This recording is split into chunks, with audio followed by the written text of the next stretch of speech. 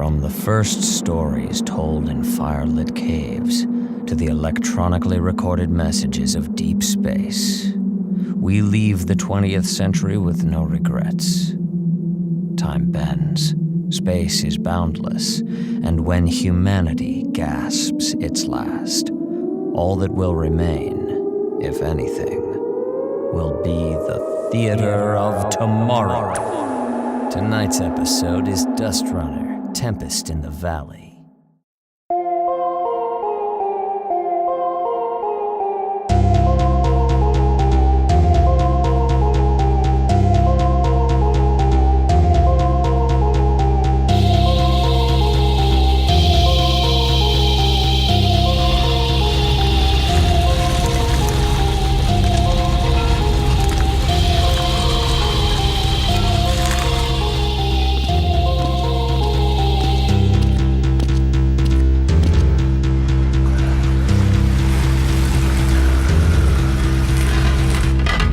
John Savage, you are still alive. As are you. The Queen says you are to be taken to quarters in the High Palace. We will tend to your cruiser and your supplies. I imagine the same courtesy will not be extended to my ambassador. We extend to him the courtesy of not being knifed through the throat. Tell me, Mill, do you have a home here with room for me? And not much else. There will be no room for the dead beast we loaded in your cruiser bed. Then we best sell it off. Come. Queen Judge Krastik gave me clear orders to escort you to a private room here. Then I hope she is lenient in the face of disappointment.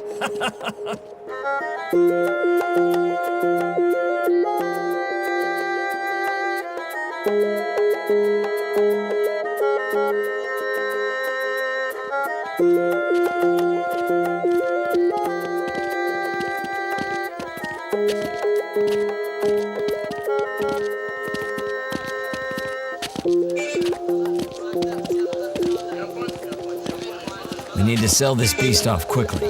Do you know any trustworthy merchants? In Palm Zion, there are not even trustworthy priests. But I know which merchants will surrender the best prices. Our first stop, then. John, if we sell the entire beast in one place, we will not even get half of what it's worth. The value of the meat is selling it pound by pound. Fresh meat will fetch a higher price. Then the bones can be sold as a lot to banks. We don't have time. Much has happened. First, take me to the butcher merchant you trust the most. Or the one nearest to a pub. We have much to discuss. You have a heavy decision to make tonight. As you say. Watch! Get this rotten flesh strung up outside and sell it today. We can't sell it tomorrow when the maggots start hatching. Band the butcher. Not satisfied until he kills someone with his trash. Mill! I wrote you off as a bleached corpse with a borehole razor into your guts. You gave up after only 4 days. I thought you were supposed to return with 2 pigs and a litter. For 3 days, I tracked a Soza boar across the sea. I don't know how close he was to returning to his den before this man cut its neck faster than you can belch. Who there?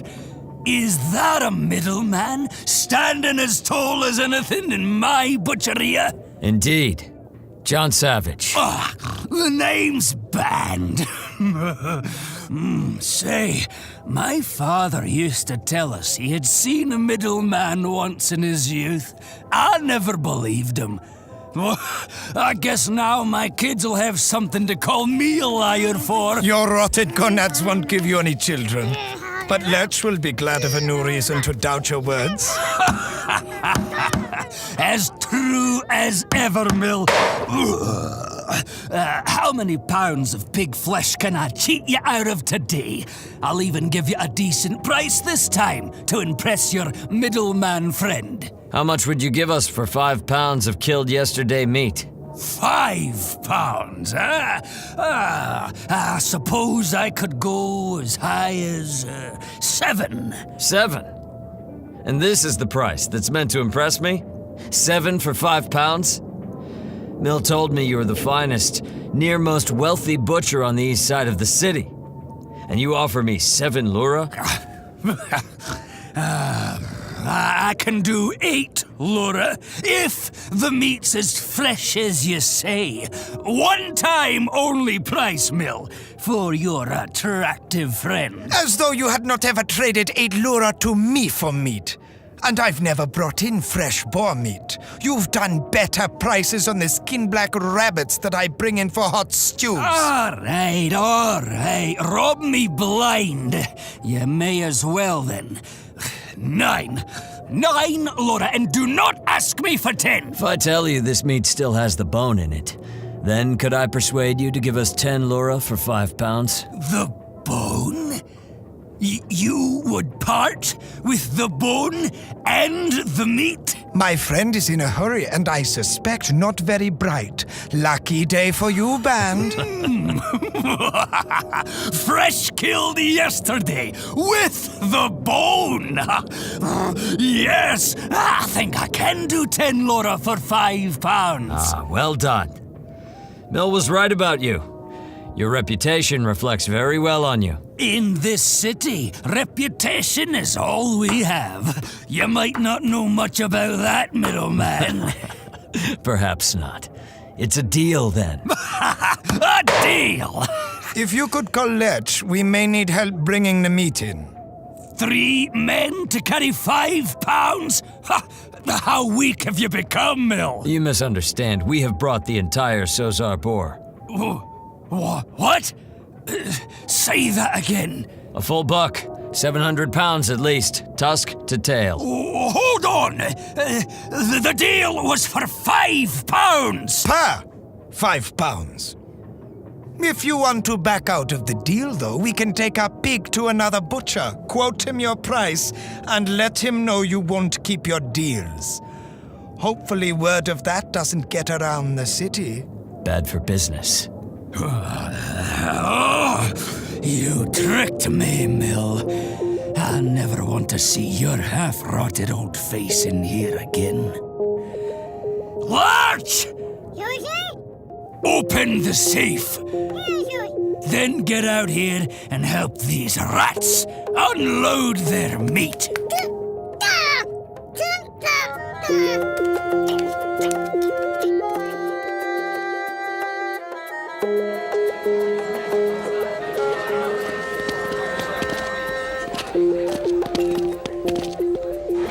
Perhaps I'm not as dumb as you think I am, Mill. If you think tricking Band the Butcher makes you clever, then maybe you're more dim than even I think you are. Come now. Together we nearly emptied his safe. Easily we took half his chits. I barely have enough pockets to hold it all. Barman! Bring me a bucket of your harshest draft and 2 deep cups for me and my friend. We are in a spending mood. Keep your voice down if you want to keep your luras. So we lightened his pocket a fair bit. That carcass you gave him will make him rich enough to buy 5 more butcheries. You could have gotten much more with a little patience. Taking the most doesn't make one clever. But always having a little more than one needs. There may be something to that. Your drinks, sirs. If you need anything else, just shout. Thank you, we will. Ben the Butcher. He's the type to always take as much as he can. And what's he got to show for it? A butcher shop full of rotten meat? He may soon have 6 butcher shops full of meat, but what is that? A hole in the wall where the boys can see it all? It's nothing. But a man like you, a man with just enough and then some? A man like me is sitting on a small fortune as the guest of honor of the king of the castle. Krustik has no honor. You are not her guest. You are caught in her trap. She's a woman who wants all she can get, so she has a lot to lose. And you plan on taking it from her? Then I would have a lot to lose. No. I only want what I've always wanted. You don't want to kill the mutant queen of Palm's Iron? Even if I wanted to, I never could. I'm certain that as long as I'm in her city walls, she's reading my every thought. Probably listening to this conversation. Surely not. Trust me, my friend. No man or woman, living, middle, or sick, could kill her. Not that the idea appeals to me much. No, I have no interest in ruling over a city of the sick. My search is out there. Perhaps. It wouldn't take a mind reader to see into the hearts of the sick. She would know we all want her dead just from one look in our eyes. Those of us who still have eyes. Maybe that is why she is so liberal with her killing. Maybe she knows your hatred and wants to keep your anger in check. You could not understand, middleman. She awards the strongest of us to be her city guard. They get medicine and food and dry homes. They step on the rest of us for their meager lifestyles. If the city guard joined forces with the rest of you, couldn't you overthrow the rule? Couldn't you, an entire city of the sick, kill a handful of mutants? You have never lived under the foot of someone who would snatch your life away without a thought. I have not. I refuse to. What a privileged choice must be. I cannot free your city from the mutants' rule. But I think I can help at least you, friend Mill. Finally, he comes to it. Queen Judge has it in her mind that I will kill Anuk the 10th for her. Ah! You sound as though you've been chewing too much packroot. Spearing a boar is not like felling a monster. I've killed plenty of monsters in my years. I've downed Harris cats. Oh. I slew a wingoderm while traveling with the Drunge caravan. Well then. I took a Terrahart from a slore sloth. You didn't. I was a younger man then. But I lived for a good number of years off that sloth's heart. How do you think I managed to keep a wife and son? Well, for as long as I kept them, at least. Heaven's Gate. You truly did these things. I have. So, tell me about this Anuk. What are we up against? You're up against your own damn ass! And a pointed sword. Who's this now? Shores. Shorse the rider. Shorse the brawler. Shorse the slicer of necks and dust runner champion of Palm's Iron. So you say. You don't lack the heart for it, clearly. But tell me, how does slitting the throats of your fellow sick or killing a few Sozar boars make you champion here? I killed more than boar, boy. I used to hunt the slime snakes that would carry off babies in the crib, cleaning the whole city out of that lot. I drove down a sand whale. You've been out here long enough to hear about the sand whales. I've heard of them. I bet you did. I drove one till it breached the sand. It died, gasping on the rocks, while I cut out its eyes. I wonder how many other pubs in the city are filled with fat drunks who claim to have cut out the hearts and heads from savage beasts under the sun. Steady on. You've clearly had too much to drink, Shores. Or not enough? Let me buy you a cup of something strong enough to put you to sleep and away from us. You fool. Did she promise you a governor's home if you killed him? Did she promise you clean meat and riches until you're too old to stand? What life did she swear would be yours if you could kill the Lizard King of the North? Whatever dealings I have with the people of this city are no concern to you. Take your drink or take your leave. She promised me a city block! I was gonna have everything. Anything. I rode out with a clan of 7 strong. Anuk the 10th killed half of us before he blinked. A lizard is big enough to scare off the sand whales and loud enough to silence the dry lightning. 7 strong went to her castle in the caves, and only I came back. And with one less leg to worry about. Big, huh? And loud? Oh, I've killed big and loud before. Not like this. When he passes overhead, it's like a cloud hiding the sun. But the only rain that falls is the slick slime from salivating jaws. He took my leg. He took my leg and left me alive only to warn the city he was coming. You leave the city gates and ride north, stranger. Oh, he'll take more than your legs. Way more than your legs. Step back. Mill!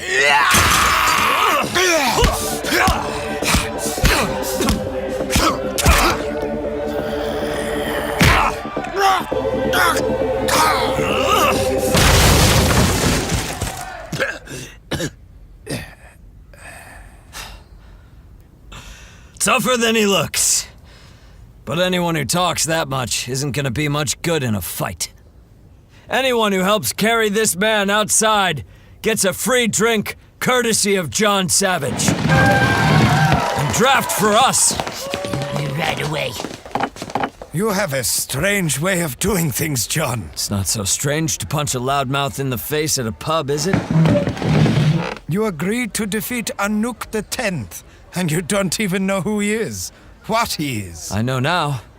Thanks to the champion of Palm's Iron. Sounds tough. The flying ones are always tough. We'll have to get him inside his home. The castle in the caves to the north. If he gets out, we're done for. We? You wanted a taste of choice, here it is. You help me defeat Anuk, and Queen Judge will make you governor of a whole block. You'll be set for life. Big reward. But I'm sure someone as smart as you knows that means... Big risk. My very life. Losing my life, though, is maybe not so big a risk. I don't have much. And the rewards for ridding the city of the Lizard King are far too tempting to ignore. I must agree to helping you. I thought you might. Still think I'm dumber than I look?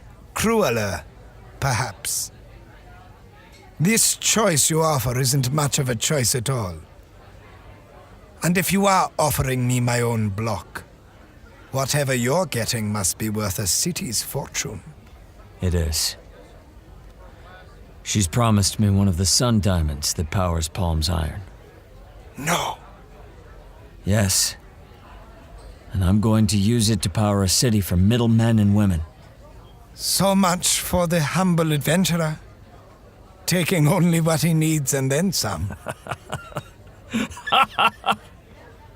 Fair. Very fair. And I take your point. I did know you had little choice but to help me. I was taking advantage. Will you accept my apologies? Offer me all you have to spare instead. Fix your cruiser truck, buy supplies to fight Anuk, and promise me the rest of your lura.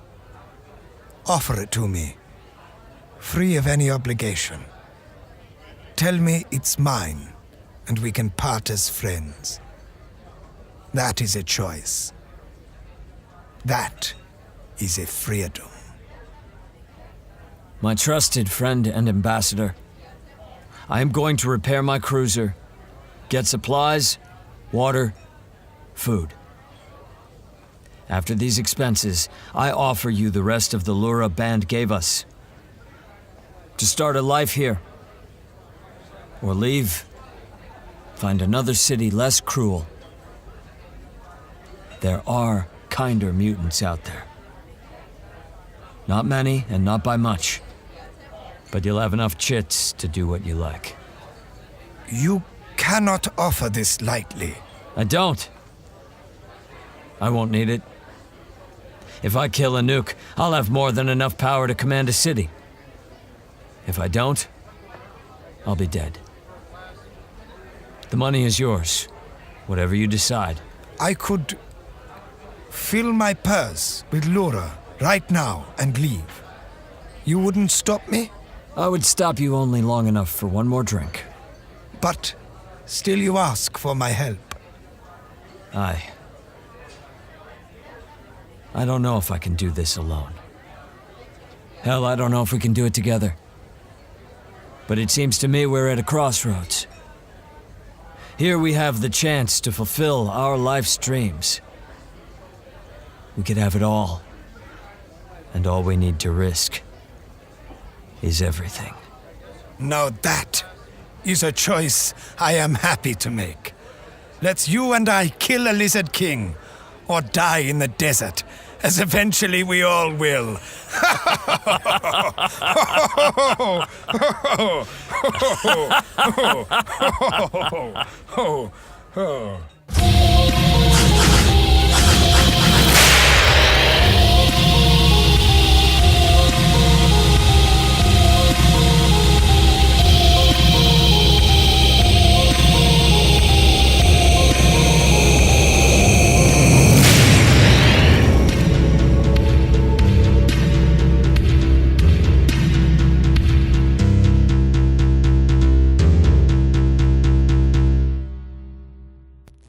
The Theater of Tomorrow was created by Andy Hamer, Travis McMaster, and Mark Whitten, and is a member of the Fate Crafters Network.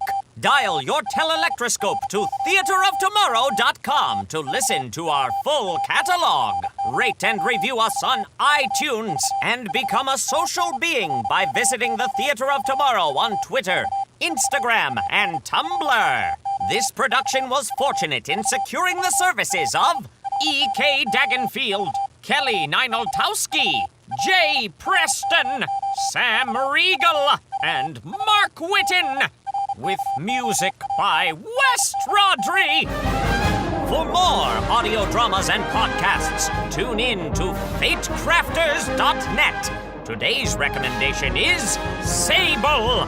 Sable is a singular narrative horror podcast by Lane Lloyd.